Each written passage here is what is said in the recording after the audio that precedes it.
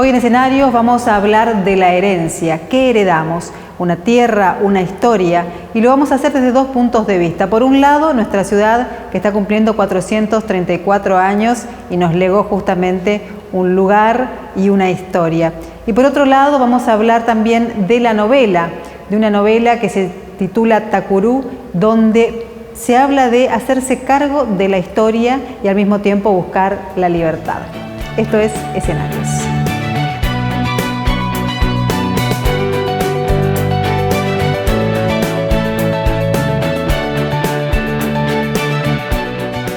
Nuestra ciudad está cumpliendo 434 años. Hoy vamos a analizar los acontecimientos que se dieron alrededor de la fundación, el acta fundacional y cómo nos atraviesa, ¿no?, obviamente, esta historia. Está con nosotros el profesor doctor Dardo Ramírez Braschi para poner un poco de luz en este proceso de fundación. ¿Cómo está? Hola, Constanza. Un gusto. Bueno, ¿qué podemos decir acerca de este momento de la fundación? El mes de abril es fundamental para Corrientes, porque con él se celebra su fundación y el inicio de su existencia.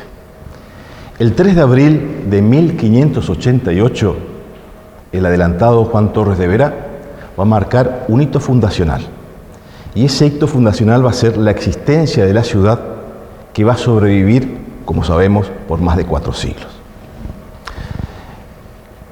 El hito fundacional es un hito formal, protocolar, por el cual estaba perfectamente diagramado, pensado, por lo cual hubo toda una estructura pensada desde Asunción, desde España y desde las capitulaciones firmadas para fundar la ciudad de Corrientes.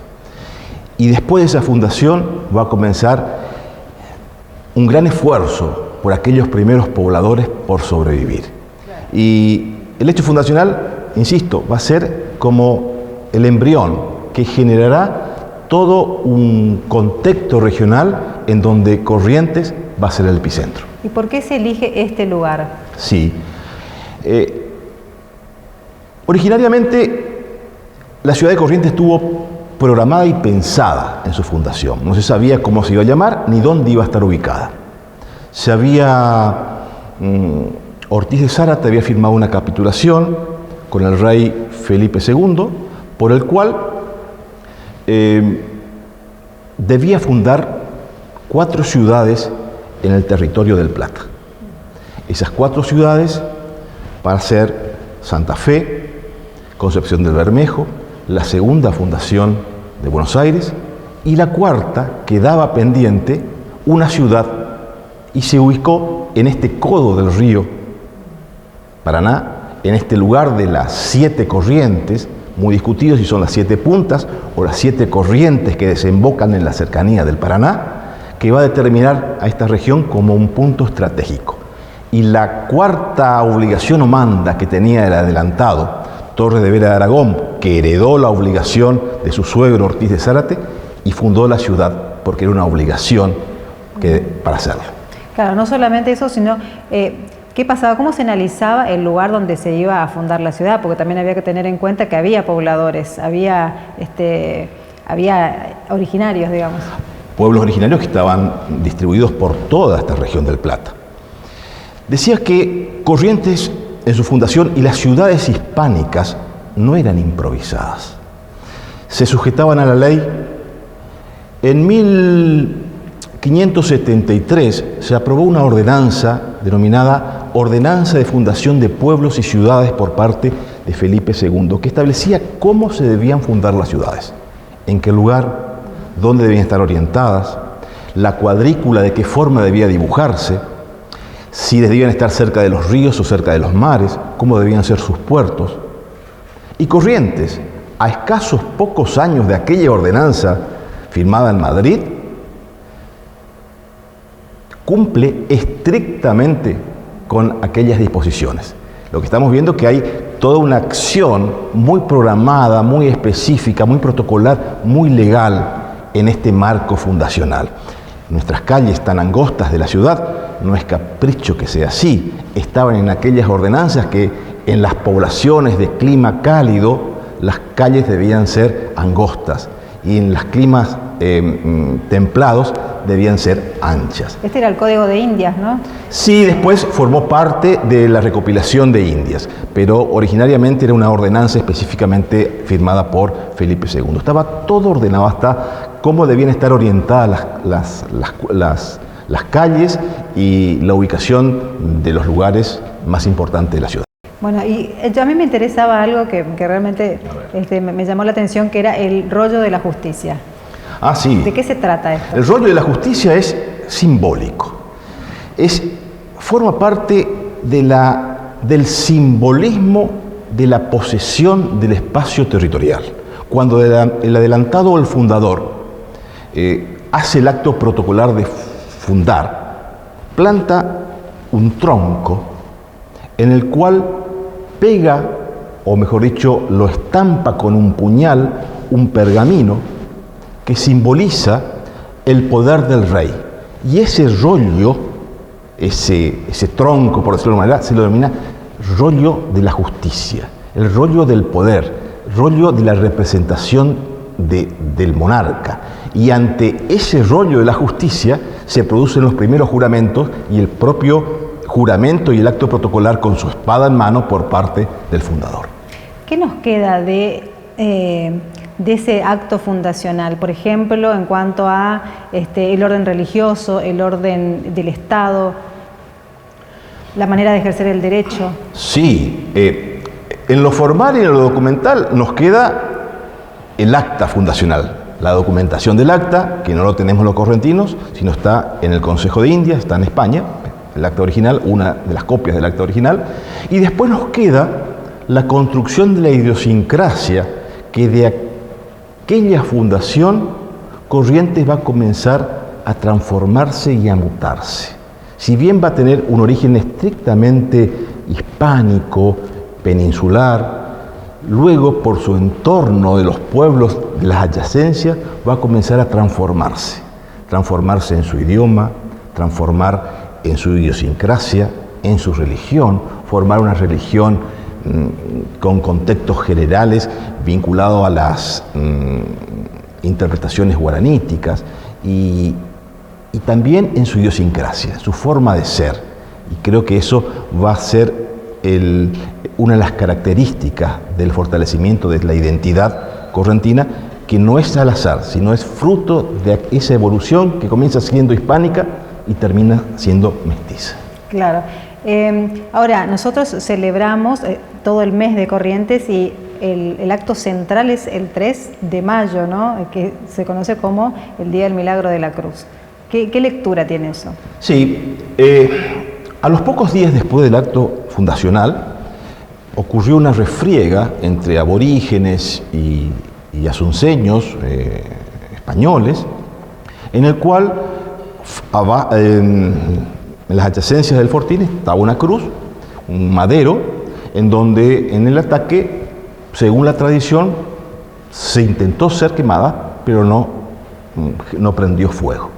Esto, atento a la fortísima idiosincrasia religiosa del hispano, que al no poder explicar las cuestiones físicas con leyes físicas propiamente dicho, encuentra una explicación con la trascendencia, con la fe, y le da a ese contexto la idea de milagro. La idea de milagro que tiene que ver con la connotación de la fe. Este acontecimiento que ocurrió no está registrado en los documentos, pero sí en la tradición oral, se va a instalar con el tiempo el 3 de mayo. ¿Pero por qué? A principios del siglo XIX, el obispo de Buenos Aires, cuya jurisdicción eclesiástica de Corrientes dependía, Benito Lué y Riega, muy a principios del siglo XIX, establece que esta conmemoración de la Cruz de los Milagros en Corrientes se la pase para el 3 de mayo. El 3 de mayo es la fecha que la Iglesia Católica conmemora como el Día de la Cruz. Fue cuando Helena, madre de Constantino, el emperador romano, fue a Jerusalén a buscar reliquias de Cristo. Y el 3 de mayo fue cuando encuentra la cruz de Cristo. Y ahí conmemora la Iglesia como el Día de la Cruz. Y en ese contexto de ese calendario eclesiástico se va a tomar como referencia para instaurar también la Cruz de los Milagros. Esa es la razón. Haya existido o no el milagro, hay algo que es importante históricamente. No se puede comprender en esta evolución, en esta tradición histórica de la ciudad San Juan de Vera, su origen sin la cruz. Haya existido o no el milagro. Eso queda una cuestión muy subjetiva de cada uno de interpretar y de tener su propia fe. Pero sí, la cruz está representada hoy por hoy con el acto fundacional también. Y ahí están en nuestro escudo, está en nuestra bandera y está en nuestra cuestión identitaria, que forma parte de una construcción, tal vez no documental ni positivista, pero sí una construcción cultural. Bueno, justamente hoy la iglesia la cruz es una construcción ya cultural de la correntinidad. Bueno, justamente hoy hablábamos de la herencia, ¿no? Cuando comenzábamos el programa. ¿Qué heredamos? Heredamos una tierra, pero también una historia, y a partir de eso vamos construyendo obviamente nuestra identidad, que es lo que estamos hablando. Y creo que es el punto de partida y es la fortaleza más importante que tenemos los correntinos. Es la cuestión identitaria. Esa evolución cronológica, natural e histórica que hemos tenido por más de 4 siglos, que se entremezcla con nuestro idioma, nuestra forma de ser, nuestra característica en lo que creemos y de qué manera creemos la trascendencia, en nuestra historia, en nuestra cultura, en nuestros hábitos, nuestra cocina, nuestra forma de ver el río. Y hay una característica que después de 4 siglos de un mestizaje fortísimo va a generar como una llama identitaria que solamente lo vamos a tener los correntinos. Y eso se mostrará con el uso de la ñ, la r arrastrada, la l y esa manera muy castiza que tenemos por ahí de hablar, pero también muy guaranítica de nuestros hábitos. Totalmente. Muchísimas gracias, doctor. Gracias, Constanza. Continuamos en Escenarios.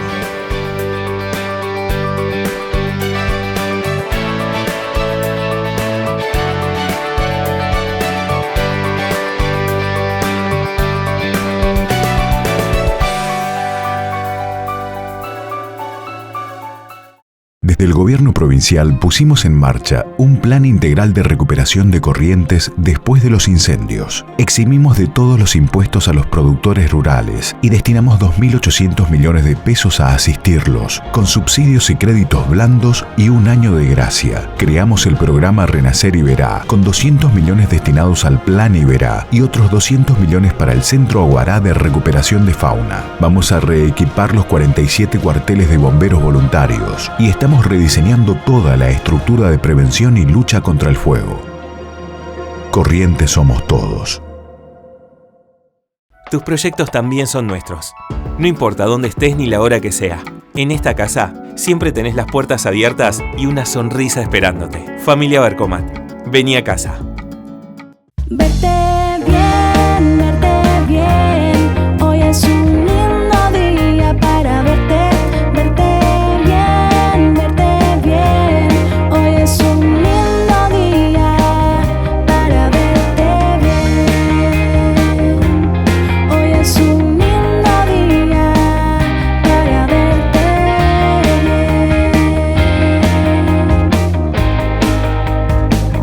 Para verte bien.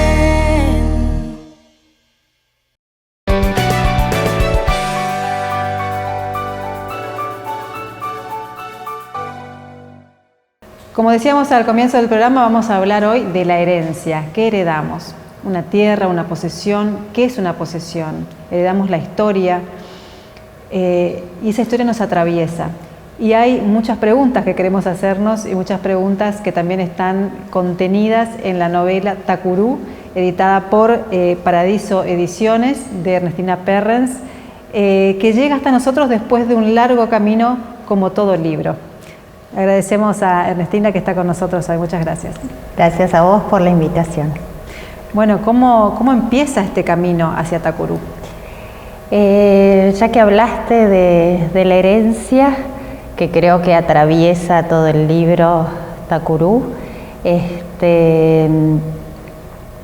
y de alguna manera esta historia de la protagonista de hacerse cargo de una tierra que le es ajena, y que, como todo proceso de herencia, siempre hay como un proceso yo siempre digo, como de separación y después para volver a afiliarse, ¿no? de pertenencia.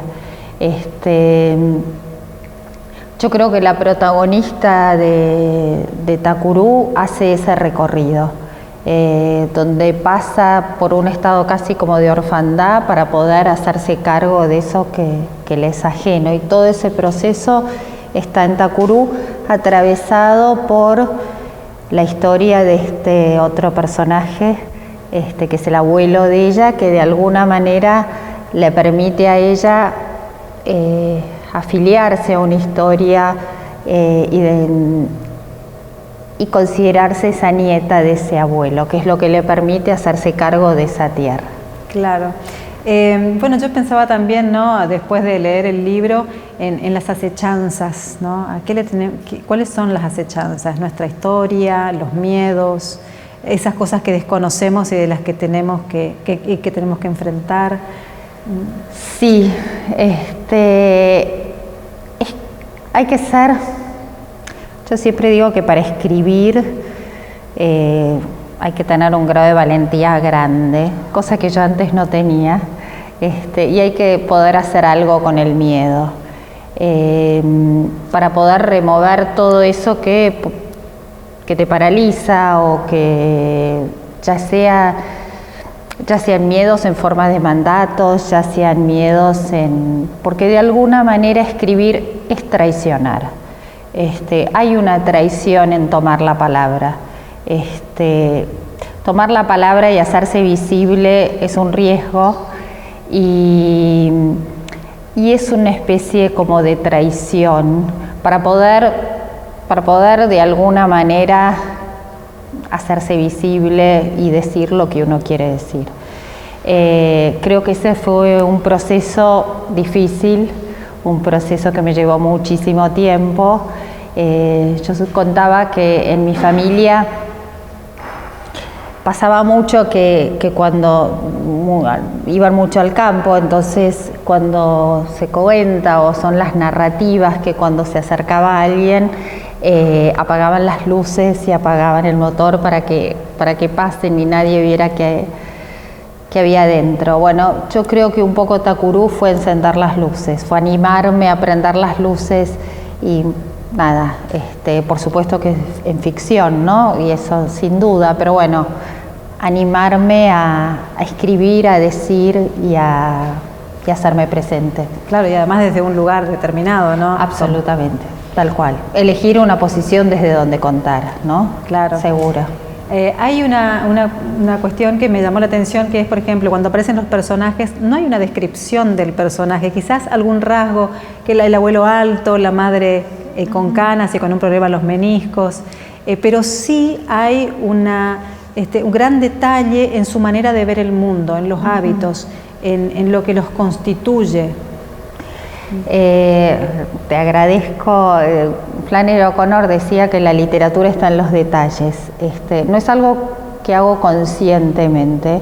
En general me cuesta como abrir y contar, así que hay un dicho de Barthes que dice que un buen escote seduce mucho más que mostrarlo todo. No es algo que hago consciente ni me hago la canchera con eso, me sale así, pero de hecho mucha gente me ha dicho, ay, podrías haber contado más, pero yo creo que también tengo como la temporalidad del cuento. Esta es como mi primer novela, y hay algo, inclusive en los capítulos, algo como que busca encerrar, ¿no? Entonces ese tiempo de la narración también está adentro, con lo cual en un cuento son más pinceladas y lo que uno deposita y hace ese tacurú propio de cada uno. Y lo que hace avanzar, ¿no? Claro. La novela. Bueno, obviamente que no vamos a contar toda la novela, pero sí estas cuestiones que me parecen interesantes e importantes, como el trabajo con la palabra, no solo el trabajo con la palabra y la reflexión sobre la palabra que hay en la novela, pero también ese mirar más allá, ¿no? Cuando una situación no es descrita solamente porque es necesaria para la novela, sino hay una reflexión acerca de lo que está más allá de esta situación, que me parece particularmente me interesa y me atrapa esa manera de ver no solo esto que está pasando aquí, ahora, sino qué significa eso en el horizonte de una vida, por ejemplo, ¿no? Sí, calculo que uno podría pensar como, y es un halago, ¿no? Pero como ir hacia los bordes de lo real, ¿no? Hacia eso que abre alguna pregunta, algún sentido que no se cierra, digamos, a lo que pasa el aquí y ahora o a una cosa más realista. Esa especie como de apertura de los bordes de lo real, bueno, es parte de la literatura que me gusta. Claro. Bueno, y hay otra cuestión que es el habla local, mencionada con mucho cuidado, o sea, no hay como un recurso muy limitado, digamos, usado digamos, muy bien utilizado, no está todo el tiempo, no se está hablando todo el tiempo como habla el correntino, pero hay detalles de ese habla local y después el habla inglesa como un sello propio, ¿no? Sí. Creo que en ese sentido el hecho de haber como estado siempre en lugares de cruce, yo creo que me crié así, tengo una identidad correntina, una identidad porteña, una herencia inglesa y esta especie como de cruce de lenguas, ahí aparece también el judío con algunos términos, hace que uno todo el tiempo esté como traduciendo, ¿no? Y son los lugares quizás más inestables, más frágiles, asociando, me acuerdo de una novela de Jan Ries que se llama Mar de los Sargazos, que hay una escena muy linda donde ella forma parte, es blanca, pero digamos está en el borde, digamos, o sea, es una colona blanca pero mestiza, y es muy íntima amiga tiene una amiga que es negra, y en un momento incendian la casa de ella y ella corre hacia esa amiga que era su amiga del alma, era como yo estoy con ustedes, y cuando va a cruzar la amiga le pega una piedra y le hace un corte en la frente. Esa sensación de hasta acá, ¿no?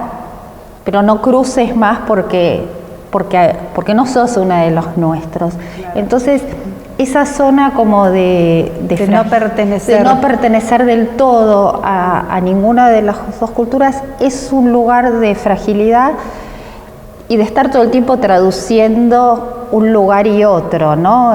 Que me parece que eso está. Una cierta incomodidad, ¿no? Total. Que atraviesa toda la novela, esa incomodidad con esto, esta tierra no es mía, ¿no? Y después ese avance y esa necesidad de conocer el lugar para poder apropiarse de él y para después poder liberarse también, ¿no? Tal cual, tal cual.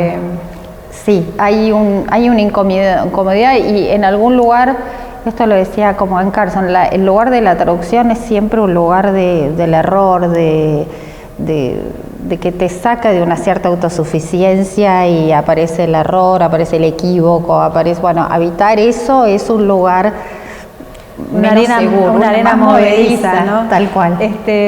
Bueno, pensaba también acerca de esto, ¿no? Aparece el habla local, es muy correntil en la novela de alguna manera, pero no es costumbrista, no hay una relación, una descripción del paisaje, sino una relación con ese paisaje. realmente hay muchas sutilezas en la novela que nos permite ir conociendo a este personaje, su relación con su historia y esta búsqueda, ¿no?, de hacerse cargo, pero también de liberarse. Me pareció, Sí. Bueno, en lo personal solo soy una lectora, no una crítica, en lo que yo le decía a Ernestina cuando hablamos. Pero me parece una gran novela para recomendar y bueno, te agradezco muchísimo que estés con nosotros. Estuviste presentando, ¿no?, la novela. Estuve presentando la novela hace poco en Mercedes, así que bueno, Tacurú va haciendo camino. ¿Por qué Tacurú? Tacurú, cuando me preguntan por qué Tacurú, en general mucha gente dice Tacurú para mí, y eso me gusta, que Tacurú para vos, que Tacurú para él. O sea, que Tacurú es distinto. Alguien me dijo, te puedes subir a un Tacurú y ver más lejos. O sea, es el Tacurú que a cada uno le resuena. En el caso de Tacurú, yo creo que atraviesa la novela y en algún punto digo, bueno, son las cosas que ella tuvo que remover para poder hacer de esa tierra algo fértil y poder apropiársela y poder caminar sobre sus propios pasos, ¿no? Supongo que eso es Tacurú, pero bueno, es el Tacurú de cada uno. Exacto, tal cual. Muchísimas gracias por estar con nosotros, Ernestina. Muchísimas gracias. Recomendamos la novela. Muchas gracias, Constanza, y gracias por la invitación. Continuamos en el escenario.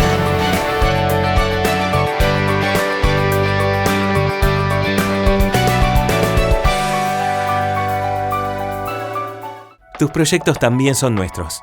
No importa dónde estés ni la hora que sea. En esta casa siempre tenés las puertas abiertas y una sonrisa esperándote. Familia Bercomat. Vení a casa.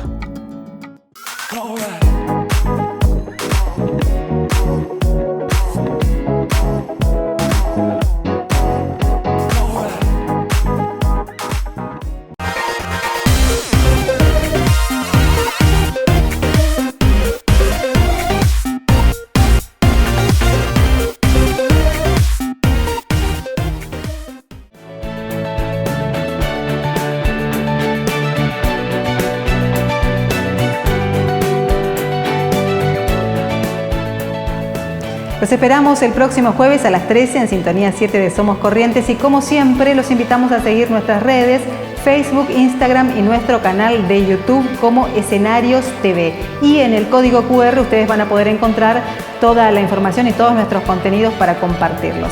Hasta el próximo jueves.